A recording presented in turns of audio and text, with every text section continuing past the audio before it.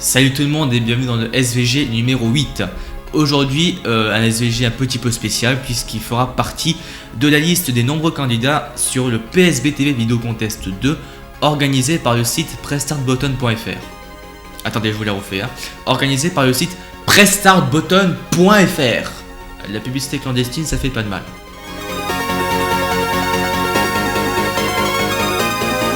Aujourd'hui, nous allons tester un jeu très méconnu en Europe, mais assez connu au Japon en revanche, puisqu'il n'est jamais sorti en dehors. C'est Racing Laygon sur PlayStation. Racing Laygon est un jeu sorti en 1999 sur la PlayStation, développé par Squaresoft. Oui, les mêmes qui ont fait Final Fantasy. Il s'agit en fait d'un mélange de jeux de course et d'RPG. Alors le mélange de course RPG, je vois pas trop la ressemblance personnellement avec le RPG. Mais en tout cas, une chose est sûre, c'est que le concept est peut-être banal, puisque c'est des jeux de course urbains et de nuit, mais Need for Speed Underground n'a rien inventé. Alors personnellement, je vois pas trop le rapprochement avec un RPG, si ce n'est il y a un petit détail essentiel à chaque RPG, c'est que vous vous promenez dans un monde ouvert, enfin si on peut appeler ouvert, et vous rencontrez des personnes au fur et à mesure, un peu comme Pokémon si vous voulez, où vous rencontrez un ennemi et c'est le dénouement. Là c'est pareil mais avec les voitures.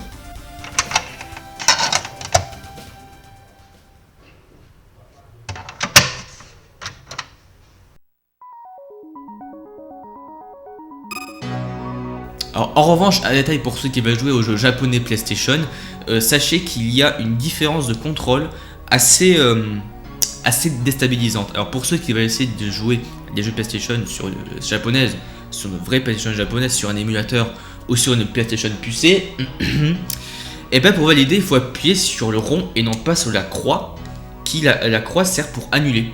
Si vous voulez, les contrôles sont quasiment inversés. Et le carré et le triangle n'ont pas d'action précise, on va dire. Chaque jeu propose leur contrôle. Et c'est quand même assez déstabilisant. Donc dans ce jeu nous avons seulement deux modes, un mode carrière qui s'appelle le High Speed Driving RPG ou le Two Warrior Battle Mode qui est un mode battle à deux puisqu'on peut jouer à deux ou à un. Donc ça peut s'apparenter à un mode course simple et à un mode deux joueurs. Alors remarquez aussi un mode Poké Station que je ne peux pas vous montrer parce que d'une, je n'ai pas d'accessoire, de deux, il est sorti qu'au Japon donc il est rare, et de trois, je ne sais pas à quoi il sert. Je n'ai trouvé aucune information sur internet concernant ce mode. Donc on commence avec le mode carrière du jeu, le mode High Speed Driving RPG, et comme vous allez le voir, ça ressemble beaucoup à ces jeux japonais qui ont des dialogues interminables qui servent presque à rien, et surtout que le jeu est en japonais, donc on ne comprend strictement rien. Regardez.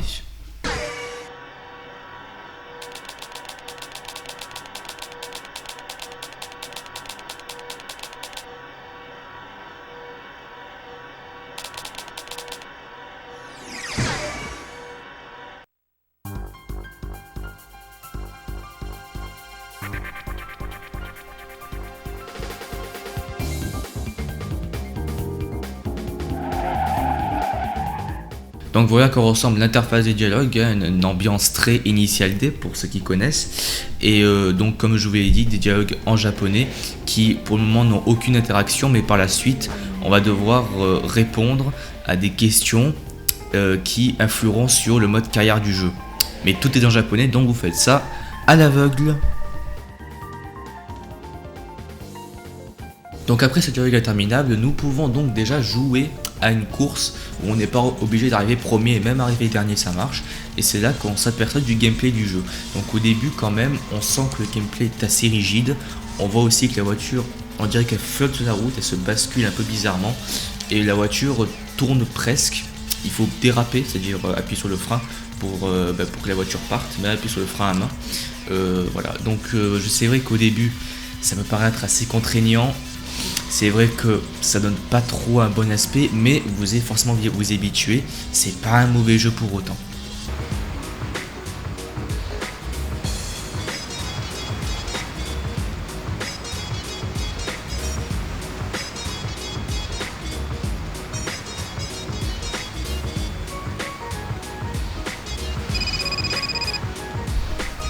Allô? Ah merde, c'est pas moi.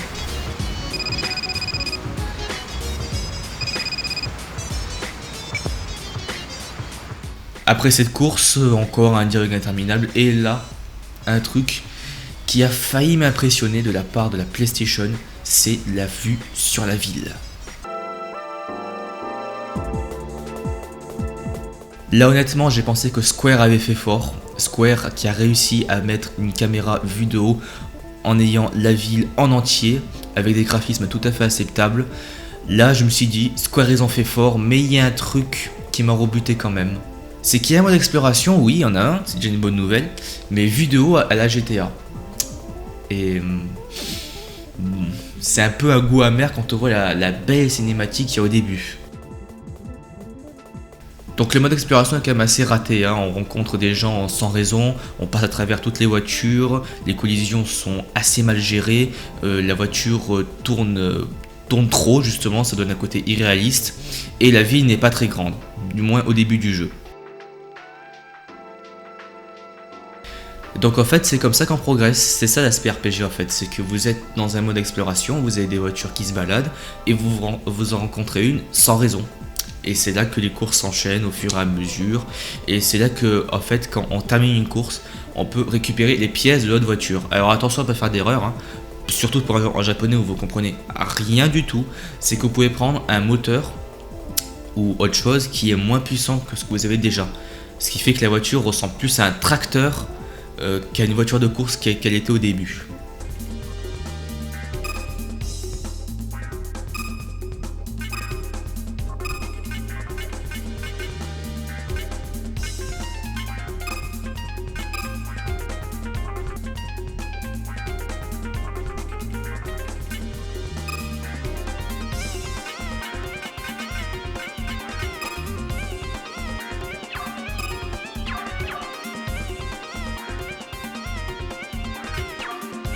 Donc il y a aussi un mode 2 joueurs dans ce jeu. Et t'as pas changé de t-shirt toi par hasard? Oui en fait c'était pendant les phases où on voyait le jeu et pas moi en fait. Donc je disais il y a un mode 2 joueurs dans ce jeu où vous choisissez un personnage. Alors sur le coup on pourrait croire un jeu de combat, mais en fait non, chaque personnage possède sa propre voiture, de la plus lente à la plus rapide évidemment. Et comme tout bon jeu PlayStation en 2 joueurs, le keeping est encore plus présent, limite la route se constitue quand vous êtes carrément dessus. Mais ça fait le charme des jeux PlayStation 2 joueurs et il reste très jouissif. Il n'y a même aucun ralentissement à noter. Que demander de plus? Voilà donc c'est tout pour Racing Like Gone. Alors avant de clôturer justement, pour les modes aventure on pourrait croire que c'est un mode ultra répétitif, alors que j'en ai parlé très peu. Disons qu'il est presque répétitif. Et il y a aussi des événements qui font que le jeu est assez varié, comme vous devez poursuivre une voiture et tout ça. Mais il y a aussi un truc, c'est que les objectifs ne sont pas scriptés, c'est-à-dire vous pouvez faire une course dans un coin de la ville, dans un autre coin, le jeu vous le demande pas. Enfin il y a quand même une continuité, mais le jeu vous oblige pas à faire un objectif précis. Donc c'est ça qui rend l'aspect du jeu un peu moins répétitif. Mais je vous conseille ce jeu quand même parce que c'est vraiment un très bon jeu. C'est Squaresoft, Square Enix, Final Fantasy. Et je comprends pas pourquoi il n'est pas sorti en dehors du Japon. Peut-être que certains connaisseurs pourront me le dire, je sais pas, la raison est assez floue. Voilà, donc c'est tout pour Racing Like Gone, sorti en 99 sur la PlayStation. Je vous conseille d'y jouer sur une vraie PlayStation japonaise, sur un émulateur ou sur une PlayStation pucée, même si je vous le recommande pas. Et donc le SVG numéro 9 sera consacré à une licence assez connue de Sega, Columns, le fameux Tetris de Sega. Je vais vous raconter donc l'historique parce que faire un test sur un seul jeu Columns, ça dure même pas 5 minutes. Donc je vais vous faire tout l'historique des jeux qui sont même jamais sortis en dehors du Japon. C'est ça la continuité qu'il y a avec ce test. Voilà, donc aussi un dernier détail, vous pouvez également accéder à la page Facebook de SVG, Story of Video Games, qui se situe en bas de la vidéo. Vous pouvez m'envoyer donc des messages, je sais pas moi, de remerciements, ou vous pouvez même proposer les jeux que je vais tester, hein, c'est même prévu. Ou même j'accepte aussi les messages d'insultes, voilà, parce que les gens qui m'insultent sont aussi mes amis, pour ceux qui regardent la vidéo, voilà. Donc c'est tout pour ce SVG, spécial vidéo contest, encore une fois sur pressstartbutton.fr. Je fais de la pub, je sais, et j'assume. Je vous dis donc, bye ciao. Attends, juste avant, 30 secondes.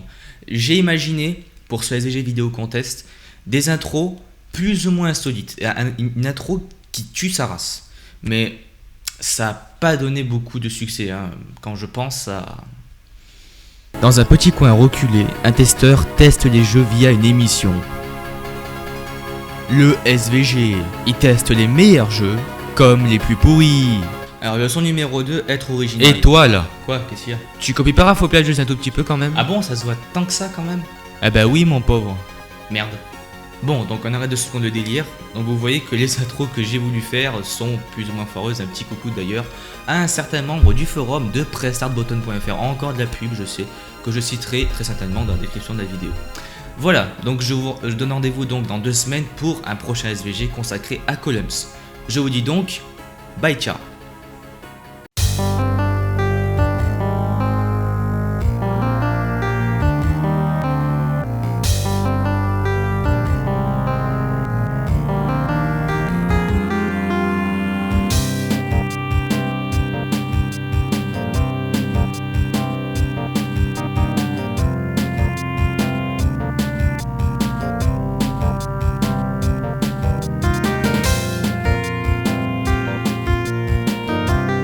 J'ai bien envie de jouer à la Game Boy moi.